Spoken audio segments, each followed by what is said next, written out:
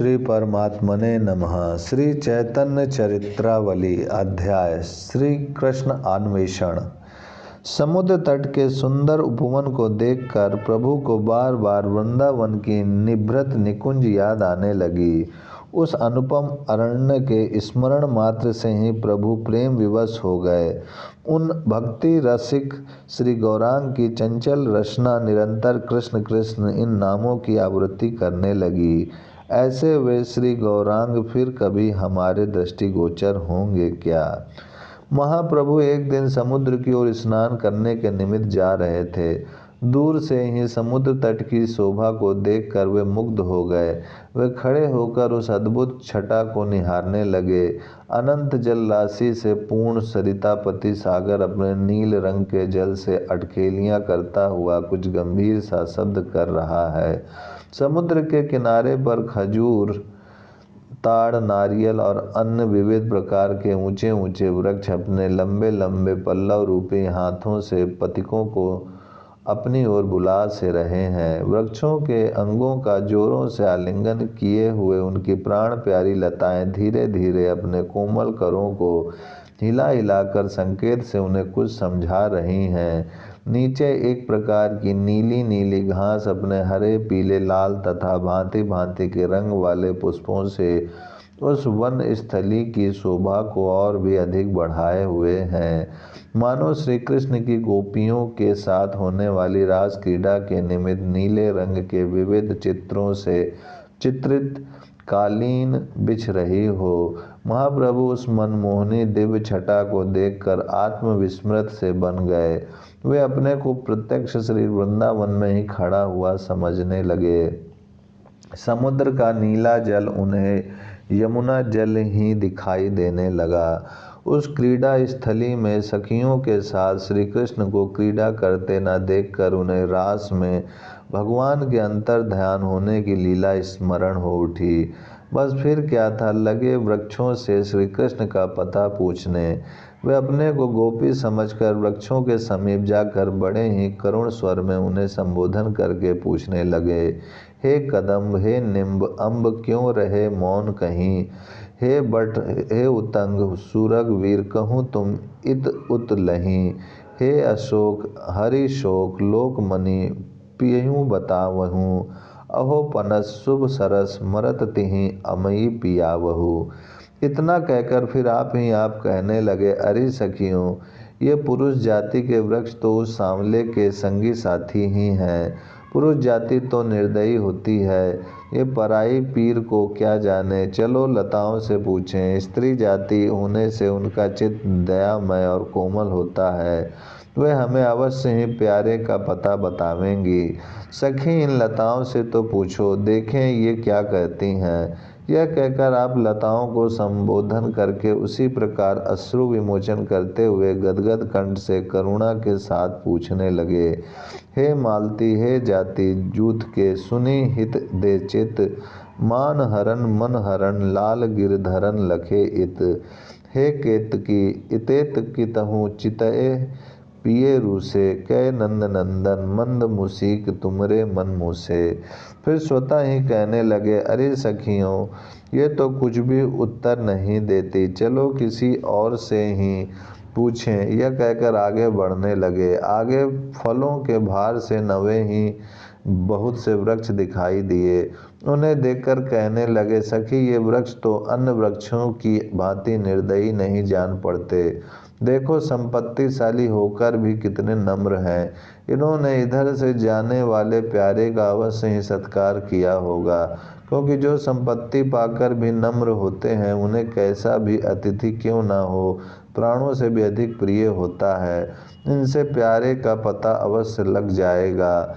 हाँ, तो मैं ही पूछती हूँ। यह कहकर वे वृक्षों से कहने लगे, हे मुक्त फल बेल धरे मुक्त फल माला। देखे नैन विशाल मोहना नंद के लाला। हे मंदार उदार वीर कर वीर महामती।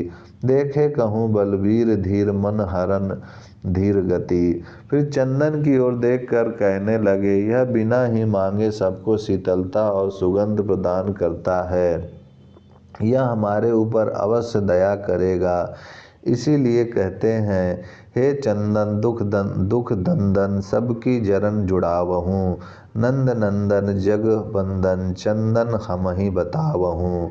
फिर पुष्पों से फूली हुई लताओं की ओर देखकर मानो अपने साथ की सखियों से कह रहे हैं, पूछो री इन लतनी फूलही रही फूलनी जोई, सुंदर पिए के परस बिना अस फूल न होई।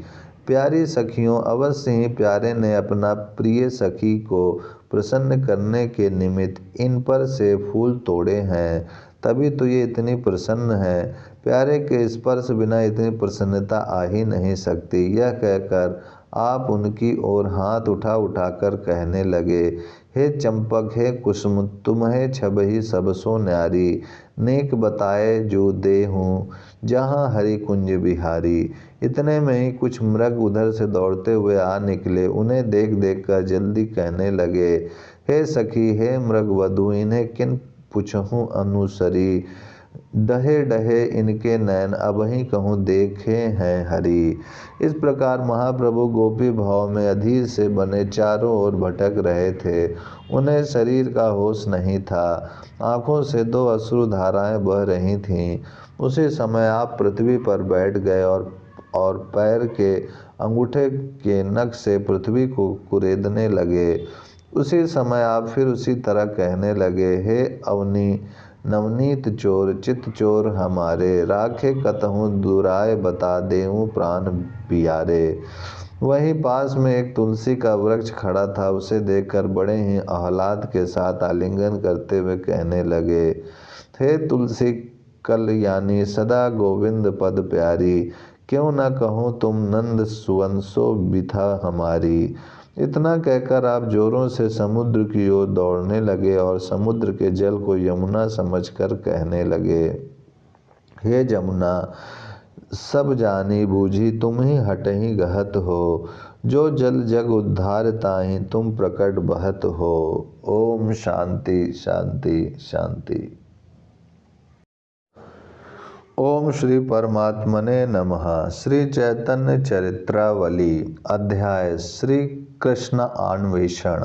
आगे थोड़ी देर में उन्हें मालूम हुआ कि करोड़ों कामदेवों के सौंदर्य को फीका बनाने वाले श्री कृष्ण कदम के नीचे खड़े मुरली बजा रहे हैं। उन्हें देखते ही प्रभु उनकी ओर जल्दी से दौड़े, बीच में ही मूर्छा आने से बेहोश होकर गिर पड़े। उसी समय राय रामानंद, स्वरूप गोस्वामी, शंकर गदाधर पंडित और जगदानंद आदि वहां आ पहुँचे। प्रभु अब अर्धबाह्य दशा में थे। वे आंखें फाड़ फाड़ कर चारों ओर कृष्ण की खोज कर रहे थे और स्वरूप गोस्वामी के गले को पकड़कर रोते रोते कह रहे थे, अभी तो थे, अभी इसी क्षण तो मैंने उनके दर्शन किए थे, इतनी ही देर में वे मुझे ठग कर कहाँ चले गए। मैं अब प्राण धारण ना करूँगी, प्यारे के विरह में मर जाऊँगी।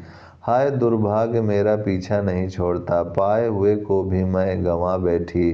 राय रामानंद जी भांति भांति की कथाएं कहने लगे। स्वरूप गोस्वामी से प्रभु ने कोई पद गाने के लिए कहा।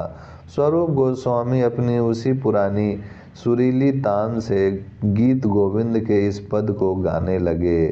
इस पद को सुनते ही प्रभु के सभी अंग प्रत्यंग फड़कने लगे। वे सिर हिलाते हुए कहने लगे, आहा विहरति हरि रिहा सरस्वत संते।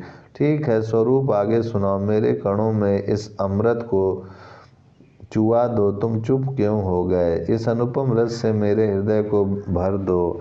कानों में होकर बहने लगे और कहो और आगे सुनाओ फिर क्या हुआ। स्वरूप पद को गाने लगे। महाप्रभु ने कहा, आहा धन्य है, रुको मत आगे बढ़ो। हाँ स्मर तूर्ण विलासे ठीक है। फिर स्वरूप गोस्वामी गाने लगे। महाप्रभु कहने लगे, धन्य है सचमुच वसंत युवक युवतियों का अकृत्रिम सखा है। आगे कहो। आगे स्वरूप उसी स्वर में मस्त होकर गाने लगे। महाप्रभु इस पद को सुनते ही नृत्य करने लगे। उन्हें फिर आत्मविस्मृति हो गई। वे बार बार स्वरूप गोस्वामी का हाथ पकड़कर उनसे पुनः पुनः पद पाठ करने का आग्रह कर रहे थे। प्रभु की ऐसी उन्मत्त अवस्था को देखकर सभी विस्मृत से बन गए। स्वरूप गोस्वामी प्रभु की ऐसी दशा देखकर पद गाना नहीं चाहते थे। प्रभु उनसे बार बार आग्रह कर रहे थे। जैसे तैसे रामानंद जी ने उन्हें बिठाया, उनके ऊपर जल छिड़का और वे अपने वस्त्रों से वायु करने लगे। प्रभु को कुछ कुछ चेत हुआ। तब राय महाशय सभी भक्तों के साथ प्रभु को समुद्र तट पर ले गए। वहां जाकर सबने प्रभु को स्नान कराया। स्नान करा के सभी भक्त प्रभु को उनके निवास स्थान पर ले गए। अब प्रभु को कुछ कुछ बाह्य ज्ञान हुआ। तब सभी भक्त अपने अपने घरों को चले गए। ओम शांति शांति शांति।